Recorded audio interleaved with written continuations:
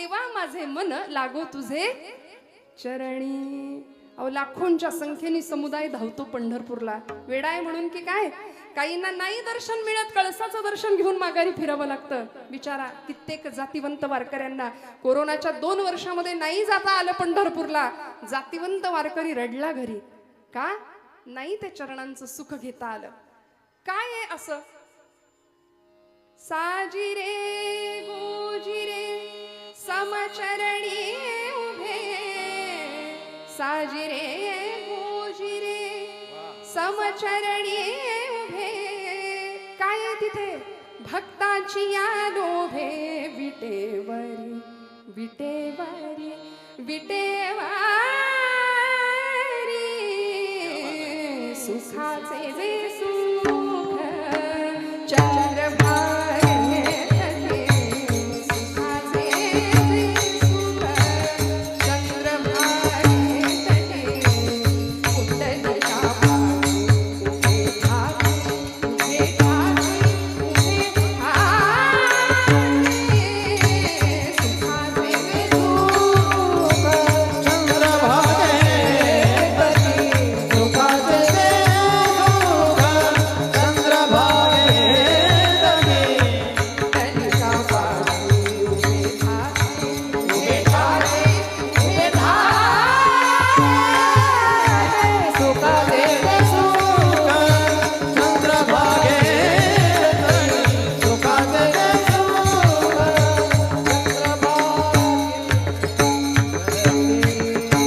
काय आहे पंढरपुरामध्ये? भगवंत उभाय 28 युगांपासून तिष्ठत भक्तासाठी. त्या चरणांचं सुख महाराज म्हणाले, देवा तुझ्या चरणांचं सुख किती आहे ते तुला सुद्धा नाही माहिती. कमोदिनी काय जाणे परिमळ भ्रमर सकळ होईत असे कमोदिनी. कमळाला माहिती असतं का? भ्रमर सगळं उपभोग घेतोय, मकरंद सेवन करतोय, पराग सेवन करतोय, पण कमळाला माहिती नाही. तसं महाराज म्हणतात तुझ्या नामामध्ये, तुझ्या चरणामध्ये किती सुख आहे ते तुलाच नाही माहिती. म्हणून नाथबाबा म्हणतात, देवा माझे मन लागो तुझे चरणी. आणि आता जे माझं मन संसारामध्ये अडकलंय, संसार व्यसनी पडून दे.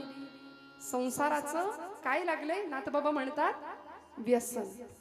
आम्ही संसारामध्ये व्यसन आणतो, किंबहुना व्यसन हाच संसार मानतो. लक्षात घ्या, नाथांनी संसाराला व्यसन म्हटलं. बघा संतांचं महात्म्य हेच आहे. हा जन्माला आल्यापासून जो मागे लागलाय, पुनरपि जननम पुनरपि मरणम पुनरपि जननी जठरे शयनम इह संसारे खलु दुस्तारे कृपया पारे पायी मुरारे भज गोविंदम. आचार्यांनी सांगितली की नाही ही रचना संसाराची. अखंड संसरती इति संसारः, संसाराची व्याख्या जो अखंड. अरिस्टॉटल नावाचा तत्ववेत्ता म्हणाला, change is the only constant thing. या जगामध्ये सगळ्यात स्थिर जर काय असेल ना तर बदल. काय गंमत आहे बघा, खूप लक्ष देऊ नाही का? परिवर्तन हा जगाचा नियम आहे. संसार अखंड फिरतोय, आजचं उद्या नाही, उद्याचं परवा नाही, श्वास नवीन आहे प्रत्येक वेळी. संसारामध्ये सगळं बाहेरून आणावं लागतं. चहा संपला आणा, साखर संपली आणा, सगळं. उठल्यापासून माणूस अखंड धडपडतोय. कशा करता? सुखा लागी करीसी तळमळ, सुखा लागी करीसी तळमळ, सुखा लागे करते तळमळ, सुखा लागे करते तळमळ, सुखा लागी करीसी तळमळ, सुखा लागी करीसी तळमळ, सुखा लागे करते तळमळ, सुखा लागे करते तळमळ. पंढरीची जाय एक वेळ, पंढरीची जाय एक वेळ, अवघाची सुख रूप होती, मग तू अवघाची सुख रूप होती. हरे तू पंढरीची जाय एक वेळ, हरे तू पंढरीची जाय अवघाची सुख रूप होती, मग तू अवघाची सुख रूप होती. जन्मोजन्मीचे दुःख विसरशी, मग तू अवघाची सुख रूप होशी. या सुखासाठी आम्ही अखंड तळमळतोय. संसारात दुःख नाही, संसारच दुःखमय आहे, संसारच दुःख आहे. मग अशा दुःखमय संसाराचं व्यसन मला लागू देऊ नको. भर्तृहरी नावाचे एक सुभाषितकार होऊन गेले, त्यांनी नीतिशतक नावाचा ग्रंथ लिहिला. त्यामध्ये माणसाला व्यसन असलं पाहिजे असं म्हणले बरं का. तुम्ही म्हणाल ताई काय बोलताय, कालपर्यंत आम्ही चांगलं ऐकत होतो आणि आज तुम्ही चक्क सांगताय व्यसन असलं पाहिजे. मग आमच्याकडे तर भली मोठी यादी आहे. व्यसन आणि फॅशन याच्या आहारी लागून आमची पिढी किती बर्बाद झाली. मी कशाला सांगायला हवं. घरं बर्बाद झाली, घराचे 2 तुकडे झाले. विधभर जमिनीच्या बांधाच्या तुकड्यासाठी सख्या भावाचा खून करणारी माणसं आज आम्ही समाजात पाहतोय. एखादा अपघात झाला रस्त्यावर तर त्याला मदत करण्यापेक्षा पहिला फोटो काढून सोशल मीडियावर माझ्याकडून पहिल्यांदा कशी बातमी जाईल याच्या मागे वखवकलेली आमची पिढी लागली आहे. आमची संस्कृती, आमचा समाज, आमचा देश, आमचा धर्म म्हणून भारतीय पुराण पुरुषांनी, महापुरुषांनी 3Dचा जमाना तोही होता बरं का. आजही आम्ही 3D फार करतो ना, पण या 3D मध्ये 3D कुठले होते तर देव, देश आणि धर्म. याच साठी सगळा जीवनाचा अट्टहास या मंडळींचा होता. त्यामुळे बाकी व्यसन करायला वेळच नव्हती हो. बाकी व्यसन करायला वेळ नाही, बाकी गोष्टींसाठी वेळच नाही. जगाचा तो भार आपल्या शिरावर ऐसे थोडे तर वाटो द्या हो. कारण माहिती होतं माझ्या इथे प्रत्येक घराघरातनं सुवर्णाचा धूर निघत होता. इतकी श्रीमंती होती आमच्याकडे. सुवर्णाचा धूर, रत्नांच्या खाणी कुठे होत्या? भारत देशात. पण लोक आले, लुटेरे आले, अनेक स्वाऱ्या केल्या, लढाया केल्या आणि आमच्या इथलं सगळं लुटून नेलं. रिकाम्या आगबोटी आणल्या इंग्रजांनी, भरभरून नेलं. इथला ताग, इथलं लोखंड, इथली नीळ, इथलं सोनं, इथला कापूस सगळं नेलं आणि आमचा राष्ट्राभिमान स्वतःच्या टाचेखाली तुडवून टाकला. आणि आम्ही त्यांचे पोवाडे गातो. कुणीतरी यावं, इथलं लुटावं, इथं स्वाऱ्या कराव्यात, आमचा राष्ट्राभिमान तुडवून टाकावा, आमचा स्वाभिमान तुडवून टाकावा आणि आम्ही एवढ्या वर्षानंतर, शेकडो वर्षानंतर सुद्धा त्यांचेच पोवाडे गावेत. आमच्यासारखे शतमूर्ख आम्हीच आहे, लक्षात ठेवा. आम्हाला कीर्तनातनं ही जागृती करणं अपेक्षित आहे. आमच्या भावी पिढीला जर आम्ही नाही सांगितलं तर आमच्यासारखे पापी आम्ही ठरवू. कारण येथ वडील जे जे करीती तया नाम धर्म ठेवीती माऊली. धर्माची व्याख्या आम्हाला सांगतात. मग आम्ही जर कमी पडलो तर आमच्या पिढीसमोर पुढचा येणारा भयान अंधकार, त्याला आम्ही जबाबदार असू. आमच्याकडे एक म्हण आहे, आम्ही शेकडो वर्षानंतर स्वाऱ्या केलेल्यांचेच गुणगान गातो. इथली मंदिरं फोडली, मशिदी उभ्या केल्या. धर्माभिमान स्वतःच्या टाचेखाली तुडवून टाकला. घोड्यांच्या टापा आल्या, मोगलांच्या स्वाऱ्या, सुलतानांच्या स्वाऱ्या, लढाया कुणाच्याही असोत, घरदार जळून राख झाली. सत्यानाश झाला तो मराठी मुलखाचा, मराठी मातीचा. इथल्या बाया बापड्यांची सुरक्षितता प्रश्न होता. वेदशाळेतला वेद, देवळातला देव, स्त्रीचं शील, तिच्या कपाळावरचं कुंकू, तिचं चारित्र्य, तरुणांचा पराक्रम, वृद्धांचं जीवन काहीच सुरक्षित नव्हतं. अशा वेळी नाथ बाबा साक्षीदार होते बरं का. 16वं शतक आहे नाथ माऊलींचं. आणि एकनाथ महाराज पैठणातनं 3.5 शक्तिपीठांकडे अवतान घालत होते. दार उघड बये, दार उघड म्हणून. 3.5 शक्तिपीठांकडे सगळ्या संतांनी अवतान घातलं होतं. का हो? कारण आम्ही इतक्या वर्षानंतर सुद्धा त्यांचंच गुणगान गातोय. आपल्याकडे म्हण आहे, जो जिता वही. वाटलंच होतं मला. आता काय, आपण आपलीच दृष्ट काढली पाहिजे की नाही मीठ मोहऱ्यांनी. एकदा खरंच काढूयाच आपण. कसं कसं बघा ना, मी न काही विचारता पटकन तोंडात आलं तुमच्या, जो जिता वही. आता का म्हणाल? आजपासून म्हण बदलूया. मी हात जोडून प्रार्थना करते, आपल्या सगळ्यांच्या हृदयस्थ परमात्म्याला विनंती करते की आजपासून जो जिता वही सिकंदर नाही. अरे कुणीतरी फुटके लुटेरे येतात, आमच्या इथलं सोनं लुटतात, आमच्या इथला देव, धर्म, देश, स्वाभिमान लुटायचा प्रयत्न करतात आणि आम्ही त्यांचंच गुणगान गातो. आजपासून जो जिते वही छत्रपती शिवाजी महाराज, जो जिता वही महाराणा प्रताप, जो जिता वही राजा विक्रमादित्य, जो जिता वही पृथ्वीराज चौहान. आजपासून त्यांचे गुणवे गायला सुरुवात करूया. जो जिता वही धर्मवीर संभाजी महाराज. का हो? नको त्या गोष्टींच्या आहारी आम्ही जातो, परिणाम संसार उद्ध्वस्त होतो. नाथांनी संसाराला व्यसन मानलं. म्हणाले मला संसाराचं व्यसन लागू देऊ नको देवा. याचा अर्थ प्रपंच करायचा नाही असं नाही. प्रपंच करावा नेटका, मग घ्यावे परमार्थ विवेका. संतांनी सांगितलं फाटका तुटका प्रपंच आम्हालाही मान्य नाही. तो उत्तमच करायचा. प्रपंच असावे सुवर्ण परमार्थी पंचीकरण.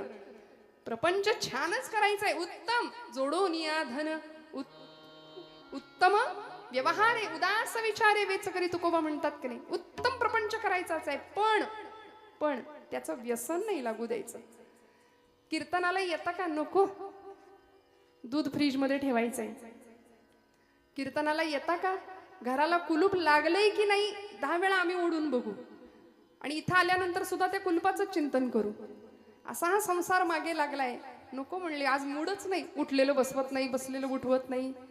कबीरदास म्हणतात, कोई तन दुखी, कोई मन दुखी, कोई धन बिन रहत उदास, थोडे थोडे सब दुखी, सुखी हरी के दास. सगळ्यांच्या मागे दुःख आहे, कारण संसारच दुःखमय आहे आणि तिथे आम्ही सुख शोधण्याचा प्रयत्न करतो. स्वानंद सुख निवासी मामासाहेब दांडेकर असं म्हणाले होते की तुम्ही प्रपंचात सुख शोधता म्हणजे असं झालं की मिरच्यांच्या बाजारात जायचं आणि म्हणायचं जरा खव्याचे पेढे देता का किलोभर. आता मिरच्याच्या बाजारात तुम्हाला पेढे कुठनं मिळणार? तिथे ठसकाच लागणार आणि तिथे डोळ्यात पाणीच येणार. बरोबर आहे की नाही? मग प्रपंचात सुख नाहीये. मग असा संसाराचं मला व्यसन लागू देऊ नको नाथ बाबा म्हणतात. भर्तृहरी म्हणाले, व्यसनानि संति बहुशः व्यसनद्वयमेव केवलम व्यसनम. मी म्हटलं 2 व्यसन माणसाला लागली पाहिजे. कुठली व्यसन? विद्याभ्यसनम व्यसनम अथवा हरिपाद सेवनम व्यसनम.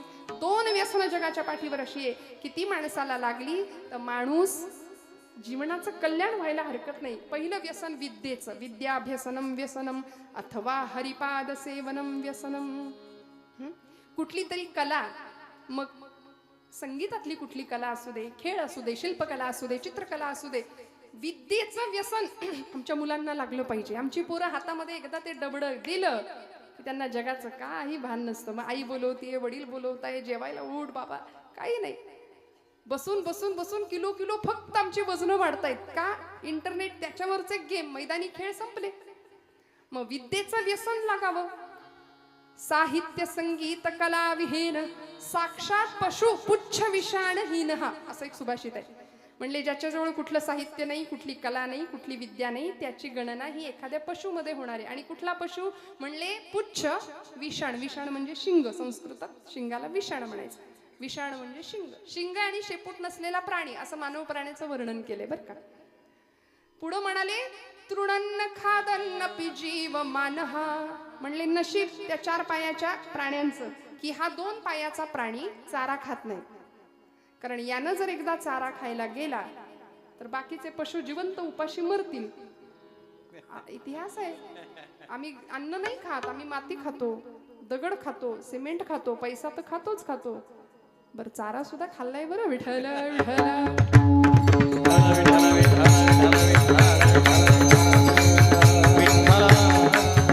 इतिहास आहे आमचा. त्यामुळे मनुष्य नावाचा प्राणी असा आहे म्हणून कुठली तरी विद्या असणं गरजेचं आहे. विद्या नावाची कुणी पोरगी नाही बरं. विद्या नाम व्यसनम, विद्येचं व्यसन. आणि दुसरं अथवा हरिपाद सेवनम व्यसनम, भगवंताचे पद, चरण, पाय, त्याचं व्यसन आम्हाला लागावं. म्हणून नाथबाबा म्हणतात, संसार व्यसनी पडो नेदी. नको देवा संसाराचं व्यसन. मग कसं राहायचं म्हणाले? ऐसे असावे संसारी जवबरी प्राचीनाची दोरी, पोरी घरचार मांडिला खेळ मोडोन टाकेला.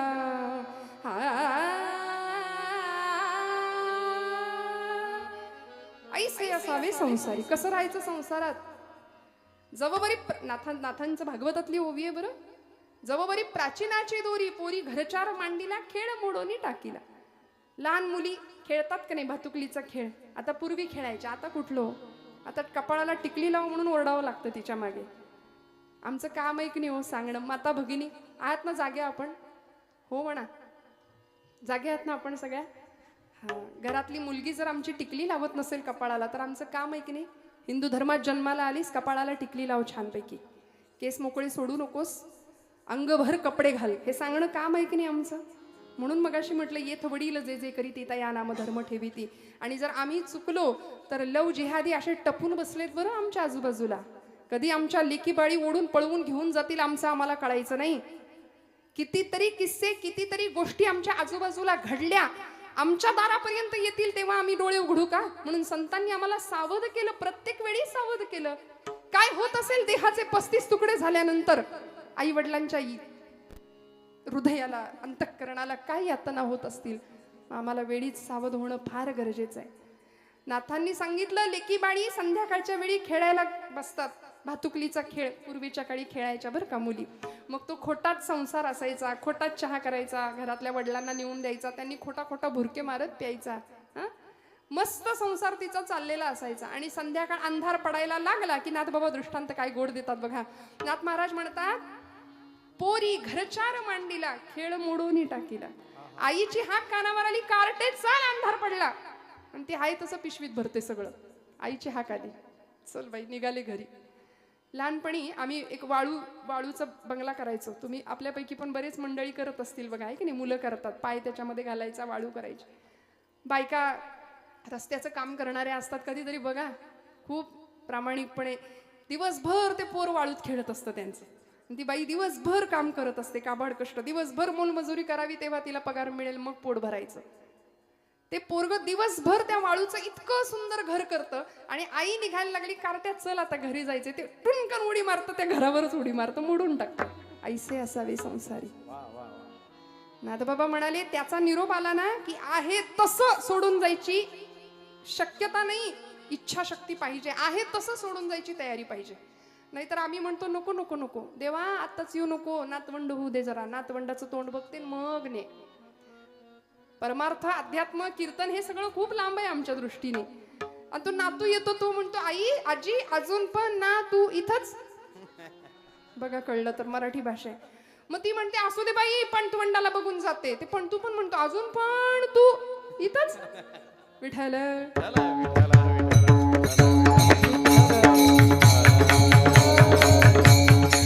त्यामुळे लोकांना कंटाळा येईपर्यंत आमचं जीवन नसावं, संसाराचं व्यसन लागू देऊ नये.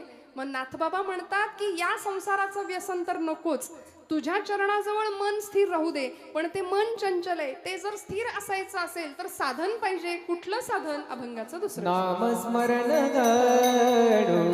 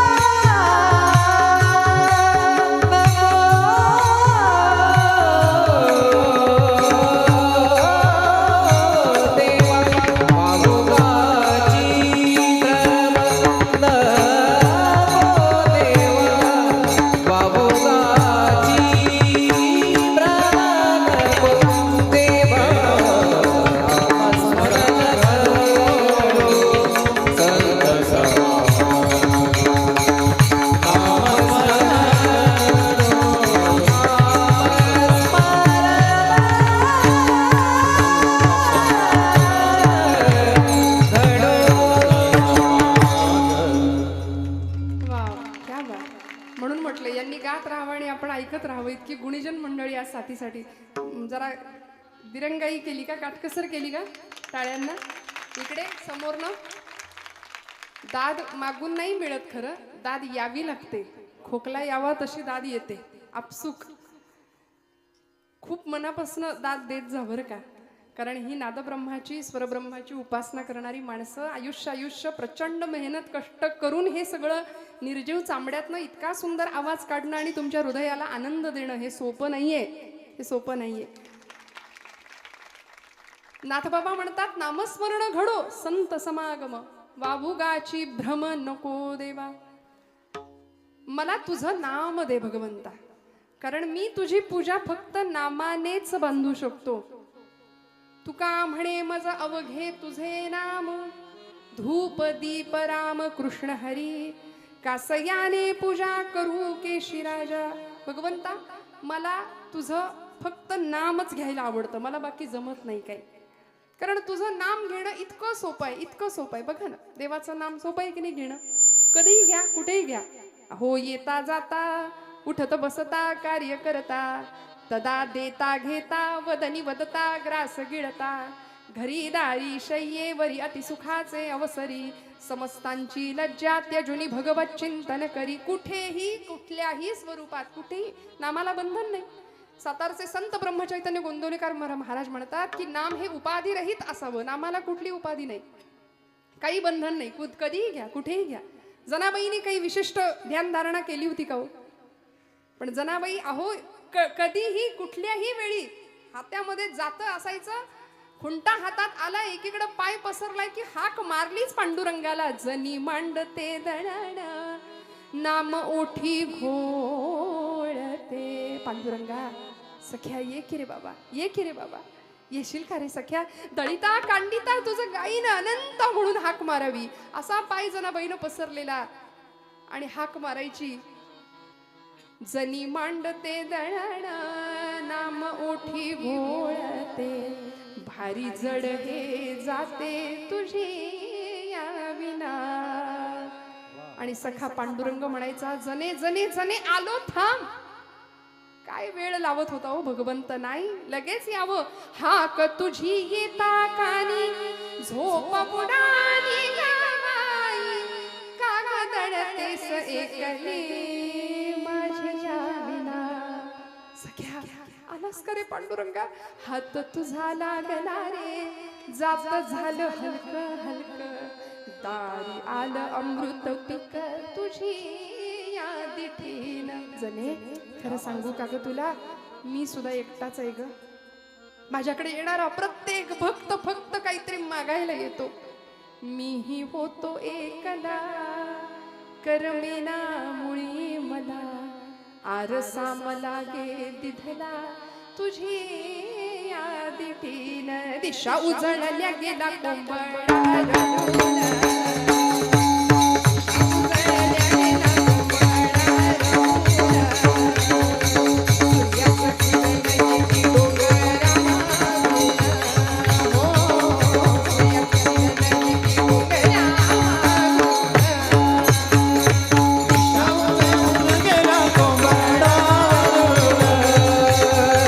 दिशा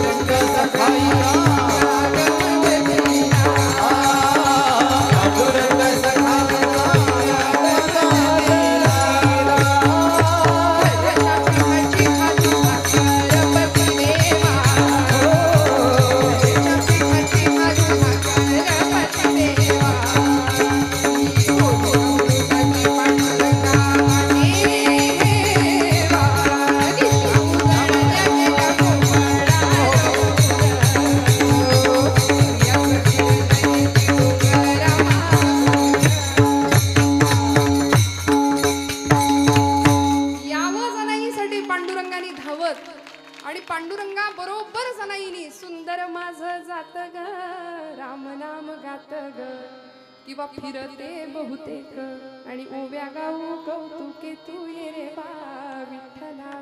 भगवंतांनी यावं, येणाऱ्या जाणाऱ्या माणसांना दोन दोन आवाज ऐकू यावेत जनाईच्या झोपडीतनं. आणि अशा प्रवृत्तीची माणसं काही त्याच काळी होती असं नाही, आजच आहेत असं नाही, त्याही काळी होती.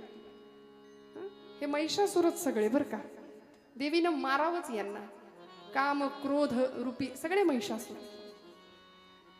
आणि चर्चा व्हायची गावामध्ये पंढरपुरामध्ये, पाटील पाटील जनाईच्या झोपडीतनं दोन दोन आवाज येतात म्हणले, एक पुरुषी आवाज आहे, ताबडतोब चौकशी करा. एकटी राहते ना, कोण होतं आतमध्ये, सगळ्यांनी चौकशी करावी. घेराव घातला झोपडीला आणि जनाबाई सकाळी सकाळी पीठ चोपड्यात भरलं, दरवाजा उघडला, गावातली सगळी मंडळी समोर उभी. गावचे पाटील कुलकर्णी गावची काही माणसं. विचारलं, पाटील काय काम काढलंयसा सकाळी सकाळी माझ्याकडं? पाटलांनी सांगावं, जने बाकीचं बोलू नको, आतमध्ये कोण आहे तेवढं सांग. कुठं कोण आहे तवा पाटील? मी एकटीच तर गात्या. जने खरं सांग. 100 माणसांनी दोन आवाज ऐकलेत आणि तू बरी म्हणते गो मी एकटीच आहे म्हणून. आतमध्ये कोण आहे खरं सांग. पाटील आता माझ्या बोलण्यावर तुमचा विश्वास नाही, तुम्हीच झडती घ्या माझ्या झोपडीची. केवढं तिचं झोपडं कोलमडलं त्या नाद्यात, कुणीच सापडेना, कुणीच सापडेना. जने खरं सांग कोण आलं होतं ग? 100 माणसांनी दोन दोन आवाज ऐकलेत आणि तू म्हणते मी एकटी होती. खरं सांग, जने खोटं बोलू नको, कोण आलं होतं? पाटील माझ्या बोलण्यावर तुमचा विश्वास नाही, बोलले तर तुम्ही हसाल, सांगू का कोण आलं होतं? पांडुरंग आला होता. हसले सगळे. पांडुरंग? आणि तुझ्या झोपडीत जने पांडुरंग कशा पायी आला होता ग? पाटील काय सांगू, जोंधळ्याच्या भाकरीची चव न्यारी, पंढरीचा राणा येतो जनाईच्या दारी. काय सांगू पाटील तुम्हाला. बरोबर जने पांडुरंग आला म्हणतेस, तुला दिसतो आणि आम्हासनी दिसत नाही, असं कुठं लपवून ठेवलंयस ग? आणि जनाबाई हसतात. तुम्हाला मला पडलेलं कोड सोडवतात. जनाबाई म्हणतात, पाटील लपवायचा कुठं असतो? हृदयाचा बंदी खाना केला, हृदयाचा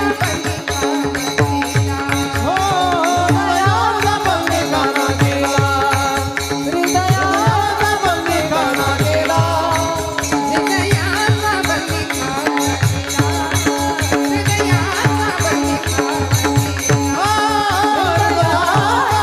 खाना केला, हृदयाचा बंदी खाना केला.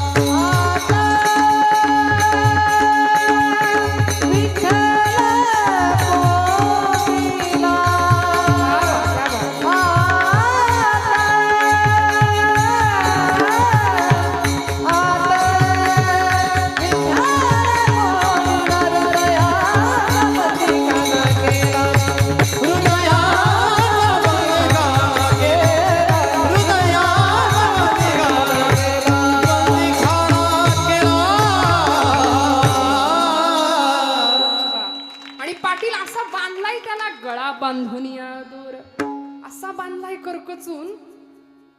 सोहम शब्दे मारा केला, श्वास घेतानाचा सूर. नामस्मरण सांगते बरं मी आपल्याला, नामस्मरण घडो. का मागणं मागितलं? सोहम शब्दे मारा केला, प्रत्येक श्वास घेतानाचा सूर सो आणि सोडताना हम, प्रत्येक श्वासाला नाम घेतलं. त्यामुळं विठ्ठल काकुळती आला. जनीला सांगतो, जने जने जने किती बांधशील, बांधून ठेवले. जनी म्हणे, आता विठ्ठला आता जीवे न सोडी तुला, असा बांधला त्याला. काकुळतीला येऊन भगवंत सांगतो, किती बांधशील मला भक्तिपाशामध्ये. नाथबाबा म्हणतात, भगवंता तुला बांधायचंय. यशोदेनी बांधला, जनाबाईनी बांधला, अनेक संतांनी बांधला, तसं मलाही तुला माझ्याजवळ बांधायचंय. सावतोबांनी बांधला हृदयामध्ये, तसं मलाही तुला बांधायचंय. म्हणून मला एक दे, नामस्मरण घडो. पुढचं मागणं मागतात, संत समागम. दुर्जनांचा संग सुखे करावा खंडण तुकोबराय म्हणतात. अशा दुर्जन संगतीमुळे तुमच्या माझ्या आयुष्याचं नुकसान व्हायला वेळ नाही लागत. पाण्याचा थेंब अनेकांच्या संपर्कात येतो, पण तो स्वाती नक्षत्रातल्या शिंपल्यात ज्यावेळी जातो तेव्हाच तो मोती बनतो. तुमच्या माझ्या आयुष्यामध्ये आजूबाजूला कोण आहे? आपल्याकडे एक शब्द आहे त्याला चौकडी, अजून एक शब्द आहे नाही बोलत, है की नाही?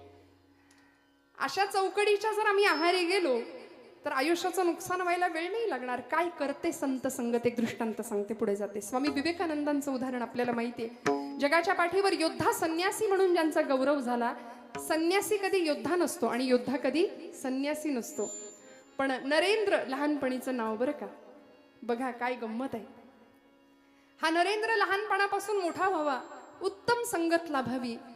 खरं तर पाश्चिमात्य शिक्षणाचा प्रभाव होता आयुष्यावर. 16व्या वर्षीच अगदी वडिलांना विचारावं, बाबा आमच्यासाठी तुम्ही काय केलं? आताची पोरं सुद्धा विचारतात बघा, चटकपटक जरा गुण आला बोलण्याचा की आम्ही विचारतो तुम्ही आमच्यासाठी काय केलंय. मग आपण काय म्हणतो, अरे तुझ्यासाठी काय नाही केलं, रक्ताचं काय केलं, पाणी केलं, हाडाची काढ केली, जीवाचं क्या बात आहे, सगळं माहिती आहे तुम्हाला, हे सगळं केलं तुझ्यासाठी. पण पोरगा विचारतो तुम्ही आमच्यासाठी काय केलं.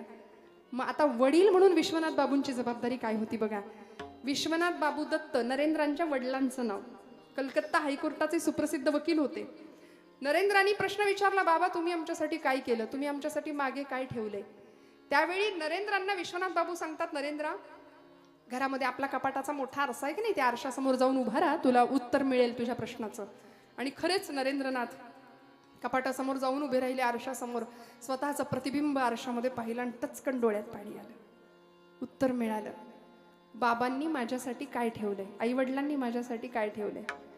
उत्तर मिळालं की खरंच एवढा सशक्त बलदंड देह, एवढी देखणी शरीरयष्टी, काम करण्याची बुद्धिमत्ता, इच्छाशक्ती, स्वतःच्या कर्तृत्व शक्तीवर बुद्धिमत्तेवर पूर्ण विश्वास, या पलीकडे आई वडिलांनी काय ठेवायचं असतं मागे. मला सांगा तुम्ही, आम्ही इतके झिजतो, आम्हाला जे मिळालं नाही ते आमच्या पोरांना मिळालं पाहिजे. आम्हाला नाही बाईक मिळाली, आमच्या पोराला त्याला काडीची अक्कल नसताना 10वी 12वी त्याला मोटरसायकल मिळते, त्याला काडीची अक्कल नसताना अगदी ऐन वयामध्ये त्याला मोबाईल मिळतो. आणि आम्ही कौतुकाने म्हणतो, माझं 1.5 वर्षाचं पोरग काय मोबाईल हँडल करतं, मला सुद्धा त्यातलं फंक्शन कळत नाही, एवढं छान. हे कौतुक नाहीये. योग्य वयात जर आम्ही त्यांना नाही शिकवलं ना, योग्य वयात, माझ्या नेहमी आवडीचं वाक्य बऱ्याचदा मी बोलते की आम्ही मुलांच्या हातामध्ये योग्य वेळी योग्य वयात जर भगवद्गीता नाही दिली तर उद्या कोर्टात जाऊन गीतेवर हात ठेवण्याची पाळी त्याच्यावर आल्याशिवाय राहणार नाही. भगवद्गीता योग्य वेळी हातात द्या, तिकडे हात ठेवण्याची पाळी नाही येणार. आमचे आदर्श प्रचंड वेगळे आहेत बरं. आता जुन्या पिढीचे आदर्श वेगळे होते. मी जर इथं बसलेल्या बुजुर्ग माणसांना, जुन्या माणसांना विचारलं ना की तुम्हाला कोण आवडायचं, आमच्या पिढीला विचारलं ना, ए तुला कोण आवडतं, ते पटकन कुठल्या तरी हिरोचं नाव सांगतं, आहे की नाही.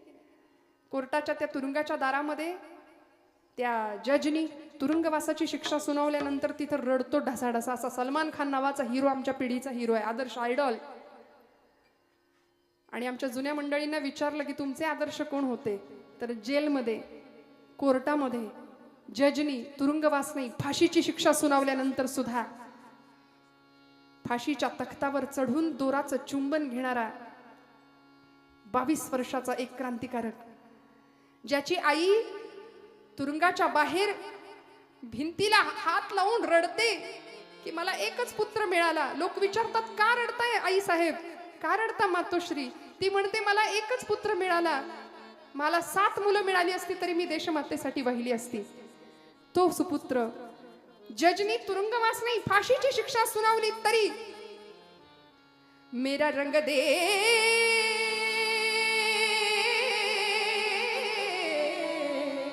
मेरा रंग दे बसंती चोला, माय रंग दे, मेरा रंग दे बसंती चोला, माय रंग दे, मेरा रंग दे, मेरा रंग दे, रंग दे, रंग दे बसंती चोला, माय रंग दे, मेरा रंग दे, मेरा रंग दे, मेरा रंग दे, मेरा रंग दे, मेरा रंग दे,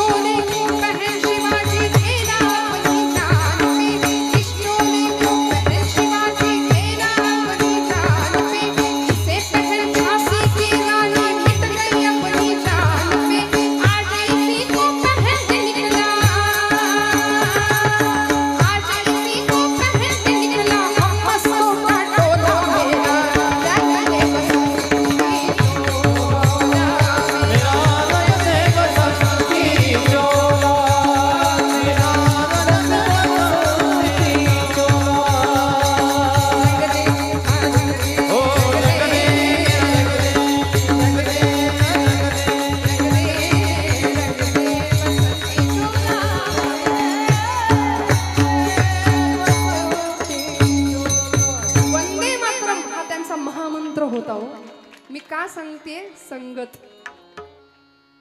संत संगत मिळाली, सज्जनांची संगत मिळाली. भगतसिंग, राजगुरू, सुखदेव, अनंत कान्हेरे. वंदे मातरम हा त्यांचा महामंत्र होता. भगवद्गीता हातावर घेऊन फासावर गेली ही मंडळी. तुमच्या माझ्या आयुष्यामध्ये योग्य संगत नसेल तर आम्हाला अध्यात्म साधणार नाही, जीवनाचा पाया उत्तम राहणार नाही, भक्कम राहणार नाही.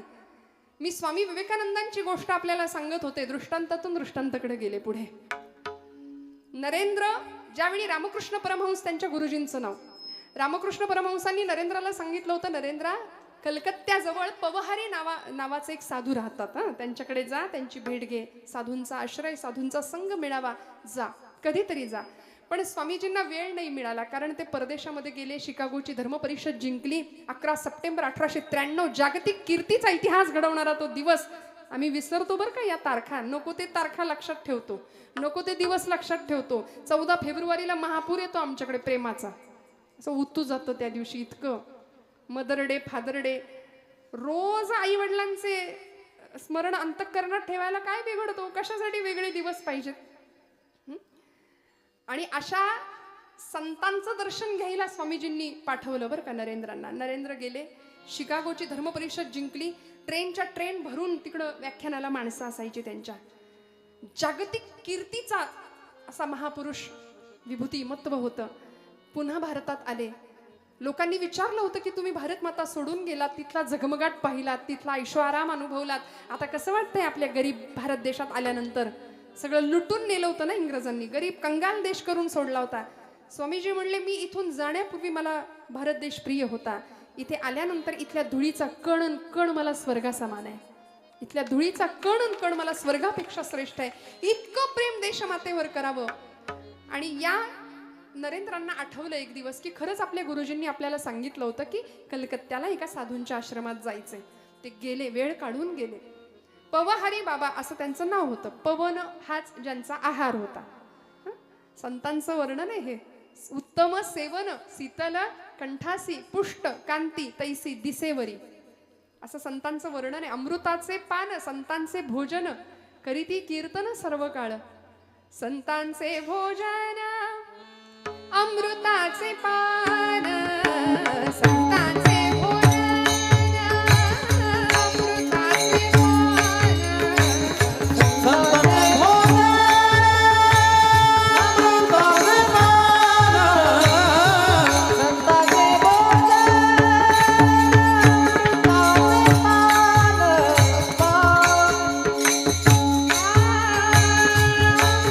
अमृताचे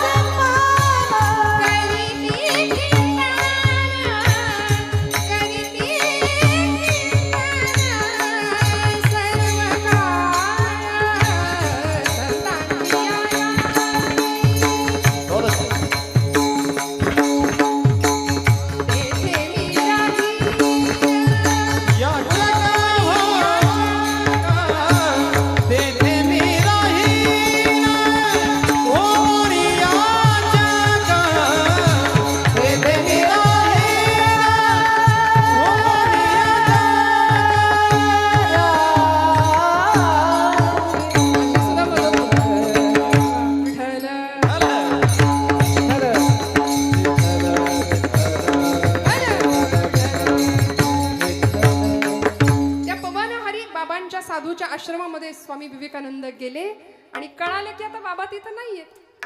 त्यांनी देहत्याग केला, समाधी घेतली. मग त्या आश्रमातला एक शिष्य त्यांचा तो आश्रम फिरून दाखवत होता स्वामीजींना, नरेंद्रांना. आणि फिरता फिरता तो सांगत होता की इथे आमच्या बाबांची ही पर्णकुटी, इथे ते ध्यानाला बसायचे, इथे आम्ही ज्ञानार्जनाला बसायचो, ही त्यांची ध्यानाची जागा. असंच करता करता स्वामी नरेंद्रनाथ म्हणाले की अरे बाबा, मला एक गोष्ट सांग ना, एक किस्सा सांग, एखादा प्रसंग सांग तुझ्या गुरूंच्या आयुष्यातला, बाबांच्या आयुष्यातला. तो म्हणाला हो सांगतो. आणि त्यांनी सांगायला सुरुवात केली. ऐका बरं खूप लक्ष देऊन. झालं असं, तो म्हणाला की आमच्या आश्रमात एके दिवशी भर दुपारी माध्यांनी चोर शिरला. दुपारच्या वेळी चोर आला आणि तो चोर थेट जिथं पवनहारी बाबा झोपले होते की नाही त्या कुटीतच शिरला. आता साधूच्या कुटीत त्याला काय मिळणार, पण त्याने जे काही सामान होतं थोडंफार ते सगळं भरलं एका पोत्यात आणि निघाला. जाता जाता त्याचा पाय साधूंच्या पायाला लागला आणि त्याचा पाय लागल्याबरोबर ताडकन पवनहारी बाबा उठून बसले. आता पुष्ट कांती अशी बघितल्या बघितल्या याला घाम फुटला. पोतं तिथंच टाकलं आणि धूम ठोकली जंगलाच्या दिशेने, अंधाराच्या दिशेने. पवनहारी बाबांनी ते पोतं उचललं आणि त्याच्या मागे धावत सुटले. तो चोर मागे वळून बघतोय, म्हणाले धावताय तिथपर्यंत ठीक आहे, पोतं घेऊन का धावतायत, मी तर ते टाकलंय तिथे. आणि एका क्षणाला पवनहारी बाबांनी त्याला असं पकडलं, अंगावरच्या उपवस्त्रांनी त्याच्या कपाळावरचा घाम पुसला आणि म्हणाले किती थकलास राजा, किती श्रमलास, किती दमलास. तो म्हणला अहो मी चोर आहे. मी विचारलं का तुला तू कोण आहे, मला काही घेणं देणं नाही म्हणाले त्याच्याशी. हे तुझं हे सामान तू न्यायला आला होतास का नाही, हे तुला द्यायला आलोय म्हणले. तो म्हणतो अहो मी चोर आहे महाराज. असू दे राजा. स्वामी विवेकानंद ती गोष्ट ऐकतायत त्या शिष्याकडून. स्वामीजी त्याला म्हणाले काय झालं रे त्या चोराचं, पुढं काय झालं. तो शिष्य म्हणाला तो चोर तुमच्या समोर उभा आहे, आपणा सारिखे करीती तात्काळ नाही काळ वेळ तया लागी. तो चोर म्हणले काय तुमच्या समोर उभा आहे.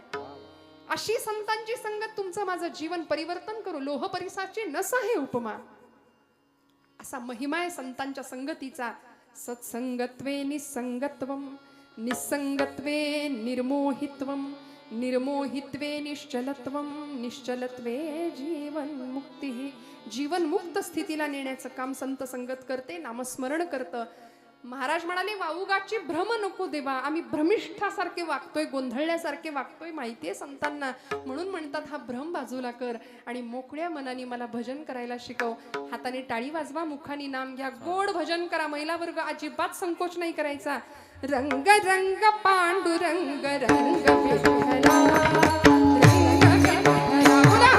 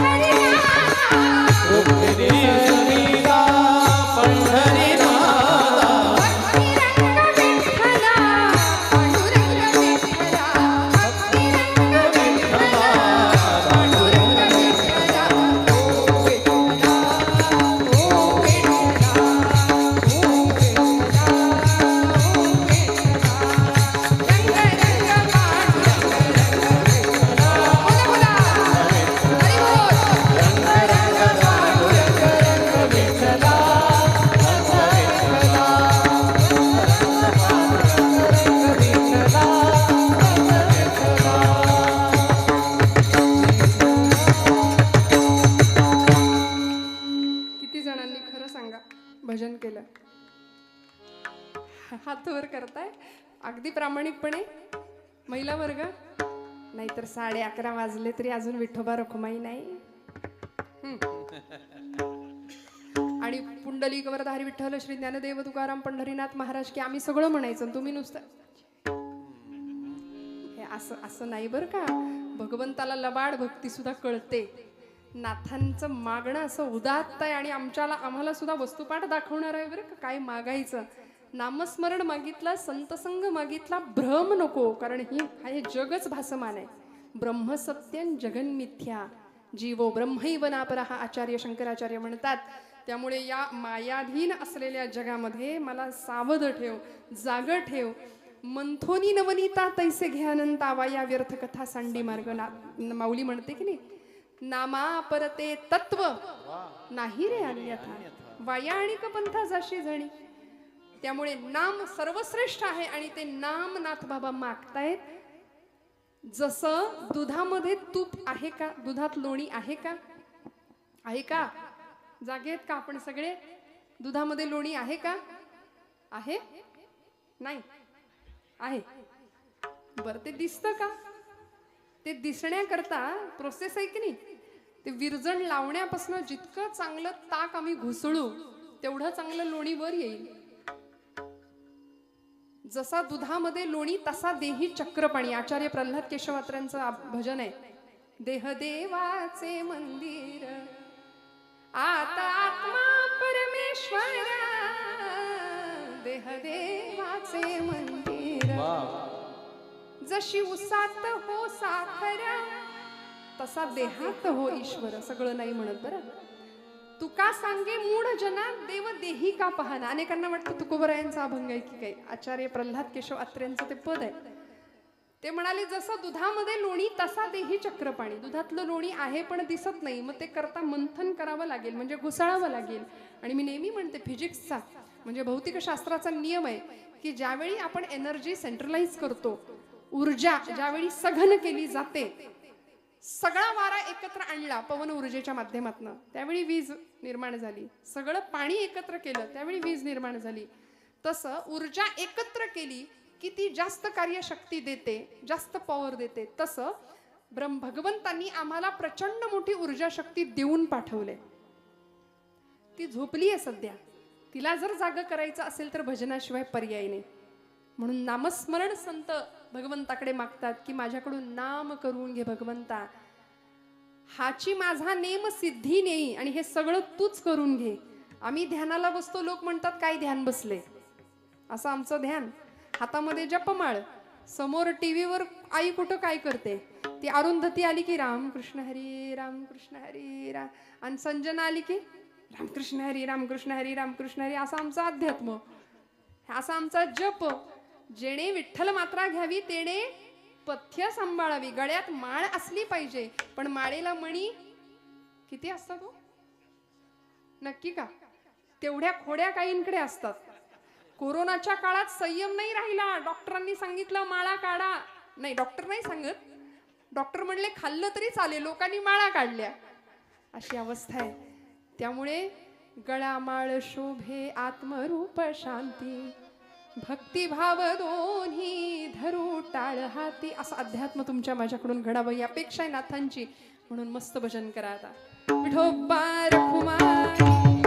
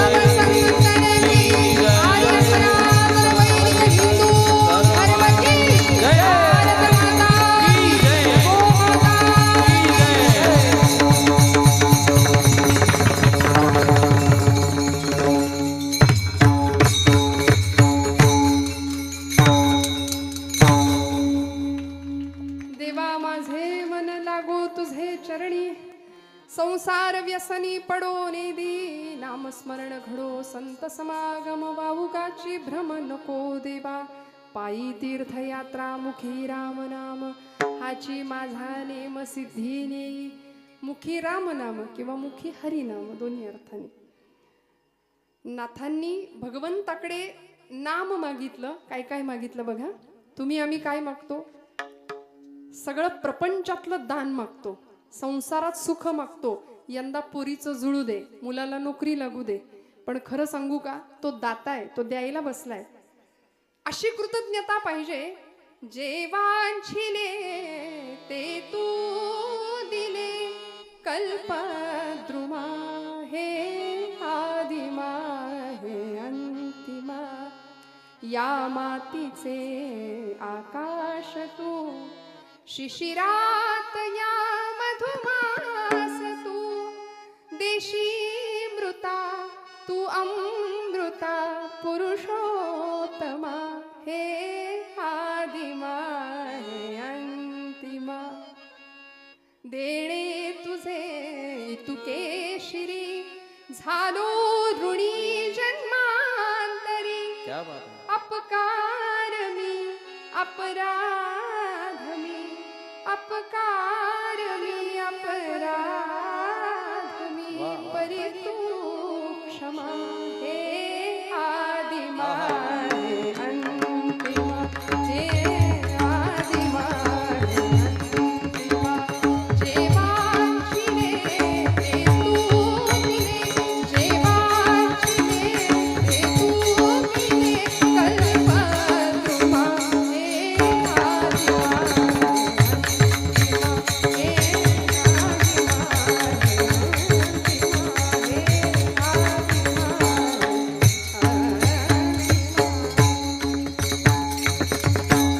द्यायला तो बसलाय. मागायचं काय हे तुमच्या माझ्या हातात आहे. भरताला मागता आलं असतं की नाही? अहो, मागायच्या आधीच मिळालं होतं. मिळालं होतं की नाही? मला सांगा, मर्यादा पुरुषोत्तम प्रभू रामचंद्रांना दुसऱ्या दिवशी राज्याभिषेक होणार होता, गादीवर बसायचं होतं. आईच्या वचनासाठी वडिलांना त्याग करावा लागला. सांगितलं, रामा तुला जावं लागणार आहे वनवासाला. सुखदुःखे समे कृत्वा लाभा लाभो जया जयो. या परिस्थितीमध्ये कुठलीही वेळ आली तरी, ज्याला मराठीमध्ये स्टेबल म्हणतात, असं बोललं की लवकर कळतं. काही परिणाम नाही होऊ दिला, काही नाही काही नाही. आमचं कसं, जरा कुठे खुट्ट झालं की आमचा पारा असा लगेच चढतो. प्रपंचामध्ये या एका विकारावर आम्हाला विजय मिळवता आला ना तर आम्ही सुखी होऊन जाऊ. प्रचंड राग, पण सगळं स्वीकारलं की नाही. असा पुत्र प्रभू रामचंद्र सगळं स्वीकारलं आणि निघून गेले. सीतामाई सुद्धा निघून गेल्या. किती मोठा त्याग होता, स्वार्थ त्याग कशाला म्हणायचं. निघून गेल्या. भरताला सगळं मिळालं होतं, बंधू प्रेम असं होतं, पण तरी सुद्धा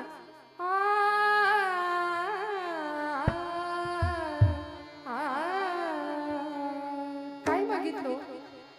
गेले की नाही. मागे मागे मागे सुमंतांना पाठवलं. आधी भरद्वाज ऋषींच्या आश्रमामध्ये प्रभू थांबले होते.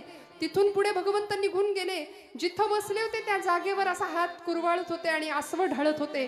भरद्वाज ऋषी म्हणाले, भरता, आजपर्यंतची जी पुण्याई साठली त्या पुण्याईचं फळ म्हणून प्रभू रामचंद्राचं दर्शन मला झालं, आणि रामांच्या दर्शनाची पुण्याई जी साठली त्याचं फळ म्हणून तुझ्यासारख्या भक्ताचं दर्शन मला झालं.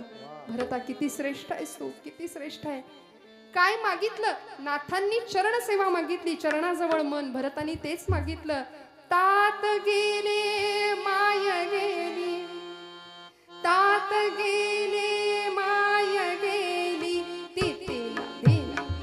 तात गेले माय गेली, भरता तापुरका, मागणे हे एक रामा, आपुल्या द्या पादुका, मागणे हे एक रामा,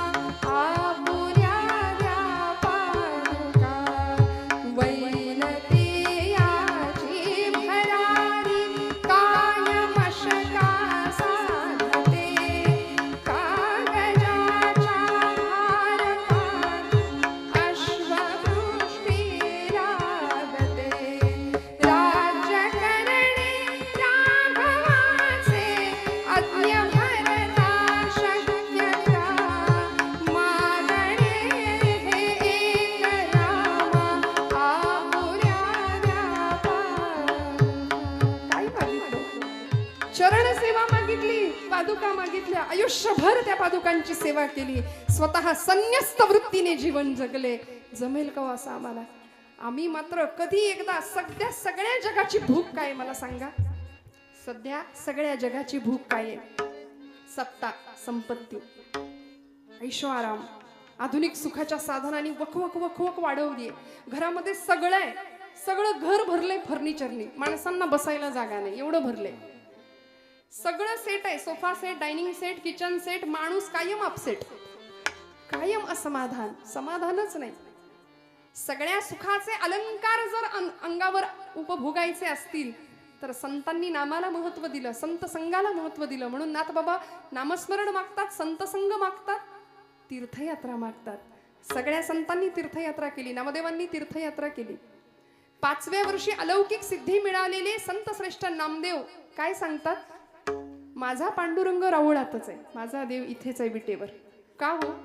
अशी अलौकिक सिद्धी मिळाली होती की ज्यावेळी गोणाई माता सांगते नाम्या आज पांडुरंगाला नैवेद्य तू दे, त्यावेळी 5 वर्षाचे नामदेव येतात, पांडुरंगासमोर नैवेद्य ठेवतात, म्हणतात करा सुरुवात, करा सुरुवात. एवढ्या अर्जवानी देव जेवेल का हो?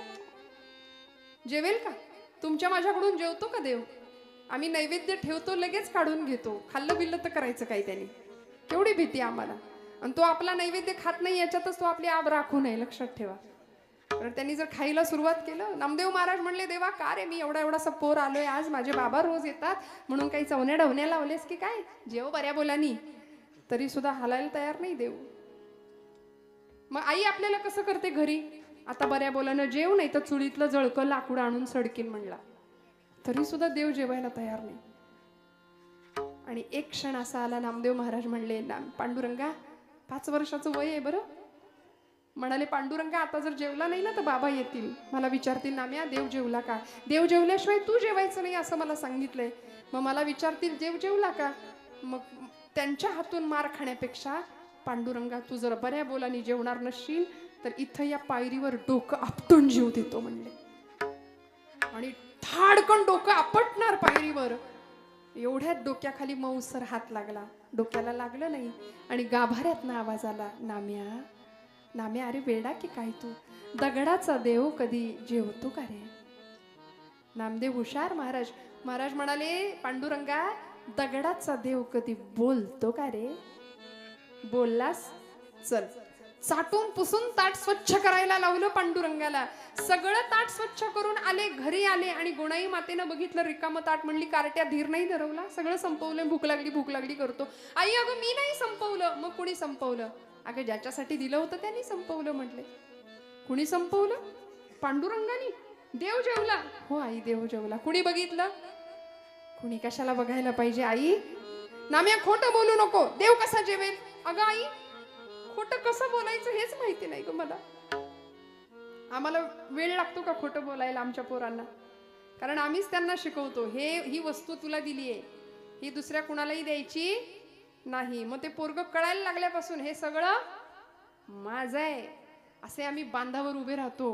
आलेल्या पाहुण्यांना सांगतो ते झाड ते डोंगर दिसतंय का, तिथपर्यंत सगळं माझं आहे. ती धरणी माता हसते आपल्यावरती, म्हणते याचा पणजा सुद्धा हेच म्हणायचा, याचा आजा सुद्धा हेच म्हणायचा, हा सुद्धा हेच म्हणतोय. म्हणून भूमिपती नाही भूमिपुत्र असावं आम्ही. लक्ष्मीपती नाही लक्ष्मीपुत्र होण्याच्या प्रयत्नात असावं. भगवंताची कृपा झाल्याशिवाय राहणार नाही. गोणाई माता विचारते नाम्या खरं सांग कोण जेवलं? खरं सांग, कोणी बघितलं देव जेवलेला? खोटं बोलायला लागलास? नामदेव महाराज म्हणतात आई आई खोटं कशाला बोलू? या डोळ्यानी मी ग पाहिला, या डोळ्यानी मी ग पाहिला, देव जेवला ग देव जेवला, देव जेवला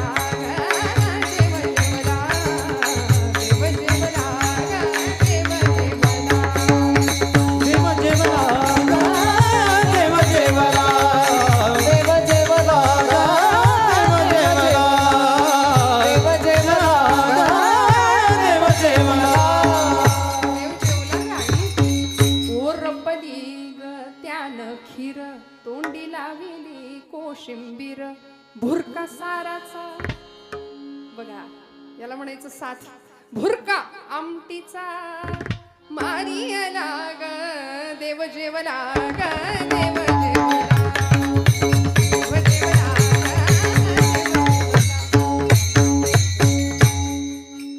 आई देव जेवला म्हणून सांगितलं. भगवंतासाठी सगळं सर्वस्व नामदेवांसाठी पांडुरंग होता. भगवंतांनी सांगितलं, नाम्याने बोलवलं की येणार, त्याच्याबरोबर खेळणार, त्याच्यासोबत जेवणार, त्याच्या कीर्तनात नाचणार सुद्धा. त्यामुळे तिथे पांडुरंग हाच परमात्मा, पंढरपुरातच पांडुरंग आहे या भावनेत असलेले नामदेव महाराज. ज्यावेळी ज्ञानदेव सांगतात, नाम्या अरे पंढरपुरात राहून भागायचं नाही, बाहेर पडावं लागेल. शिंप्याच्या जातकुळी जन्माला आलास म्हणून काय झालं, सगळ्या जगाला कळू दे नामदेव नावाचा शिंपी अवघा देश शिवायला निघालाय प्रेमाच्या धाग्याने आणि भक्ती नावाच्या सुईनी. अवघा प्रांत जोडला, घुमांपर्यंत पोहोचले, पंजाब प्रांतापर्यंत. एकही राष्ट्र, एकही राज्य असं नाहीये की जिथे नामदेवांच्या खुणा नाहीयेत. आज सगळीकडे पोहोचले. ज्ञानदेवांनी तीर्थयात्रा केली, नाथांनी तीर्थयात्रा केली, तुकोबांनी तीर्थयात्रा केली, अनेक संतांनी तीर्थयात्रा केली. पायी तीर्थयात्रा, मुखी हरिनाम हाची माझा नेम सिद्धी नेई. आणि शेवटच्या चरणामध्ये नाथ बाबांना पांडुरंग विचारतात, भगवंता नाथा काय हवंय, अजून अजून काय हवंय मागा, अजून काय हवंय. काही मागणे नाही नाही देवा आणि मागण नाही नाही देवा.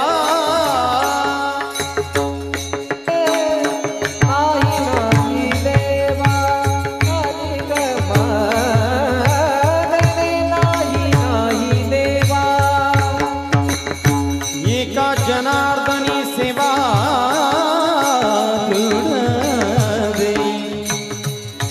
एका जनार्दनी सेवा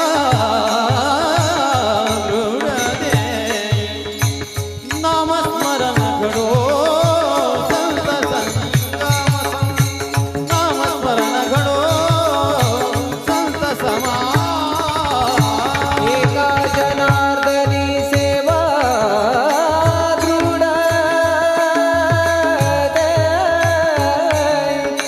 एका जनार्दनी सेवा दृढ दे. नामस्मरण संत समागम, नामस्मरण घडो संत समागम.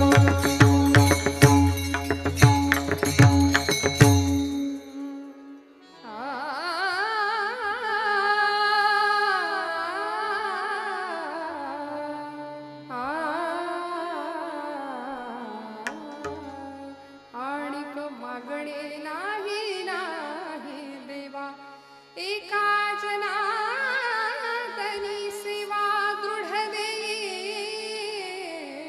नामस्मरण घडो संत समागम. आणिक मागणे नाही नाही देवा, आम्हाला कुठेतरी थांबावं असं वाटतच नाही. आम्ही अखंड धावत राहतो. नाथबाबा म्हणले, भास देवा खूप दिलस, मी खूप मागितलं, मागणं काय, तुझी चरण सेवा. भ्रम नको, संत समागम दे, नामस्मरण घडू दे, पायी तीर्थयात्रा दे, आणि हे सगळं तू करून घे. असे हुशार संत होते. हाची माझा नेम सिद्धी नाही, तूच करून घ्यायचं. कारण करता करविता तू आहे. ते करते पण माझ्याकडे आलं की मला दुःख होईल. आमच्या अहंकाराला कारण काय असेल तर आमचं करते पण असतं. म्हणून श्रोते हो, सगळं करते पण भगवंताकडे सोपवावं. मी करता ऐसे म्हणसी तरी तू दुःखी होशी, श्रीराम करता म्हणता पावसी यश कीर्ती प्रताप. आणि हे सगळं मिळायचं असेल तर सगळं सोपवावं भगवंताकडं. सख्यभाव, दास्यभाव, अनेक भावांनी त्याची भक्ती करता यावी. उत्तम मागणं भगवंताकडं मागावं. आणि ते मागणं मागत असताना निष्काम भाव असावा. नाथांचा तो भाव होता. भगवंतांनी नाथांना भरभरून दिलं. प्रपंचही उत्तम झाला नाथांचा, परमार्थही उत्तम झाला. तुमच्याही प्रपंचामध्ये, आमच्याही, आपल्या सगळ्यांच्या प्रपंचामध्ये, परमार्थामध्ये भगवंत असावा, या एकाच भावनेने आजची सेवा भगवंत चरणावर रुजू करते. बोलत असताना काही विडवाकडं गेला असेल तर मोठ्या अंतःकरणाने क्षमा करा श्रोते हो. आपण सगळे गुणीजन आहात. माझ्यापेक्षा वय, ज्ञान, अनुभव या सर्व बाबतीत आपण श्रेष्ठ आहात.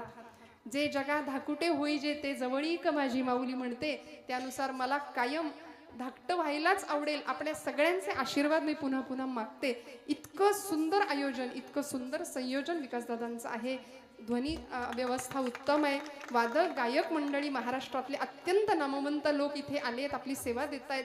सर्व टाळकरी मंडळी, सर्व गुणीजन, आपण सर्व पंचक्रोशीतले श्रोतृवर्ग मनापासून सगळ्यांच्या चरणी हृदयस्थ परमात्म्याला वंदन करते. एकच सांगेन, आपण जगाकडे पाहतो, आपले डोळे सुंदर असतील तर जग आपल्याला सुंदर दिसेल. पण आपली जीभ गोड असेल, आपले डोळे सुंदर असतील तर जग आपल्यावर प्रेम करेल. आपण जगाच्या प्रेमात पडू, पण आपली जीभ गोड असेल तर सगळं जग फक्त आपल्यावर प्रेम करेल, फक्त आपल्यावर प्रेम करेल. त्यामुळे बोलू ऐसे बोल जेणे बोले विठ्ठल डोले. आमचं बोलणं असं असावं की दुसऱ्याच्या हृदयातला विठ्ठल डोललाच पाहिजे. कशाला कुणाला दुखवायचं? ईर्ष्या, द्वेष, मत्सर, मद या सगळ्या विकारांपासून दूर ठेवूया स्वतःला. तेव्हाच तुका म्हणे देह भरिला विठ्ठले, काम क्रोधे केले घर रीते. हे घर भाडेकरूंनी भरलंय, त्यांना बाजूला करायचं, हाकलून द्यायचं, आणि मग घरामध्ये भगवंत राहायला येईल, विठ्ठल राहायला येईल. असं मागणं दिव्य भगवंताकडे या उद्देशाने मागूया. पुन्हा एकदा सगळ्यांच्या चरणी वंदन करते. झालेली सेवा पांडुरंग चरणावर अर्पण करते आणि कीर्तनाला, सेवेला विराम देते. ज्ञानेश्वर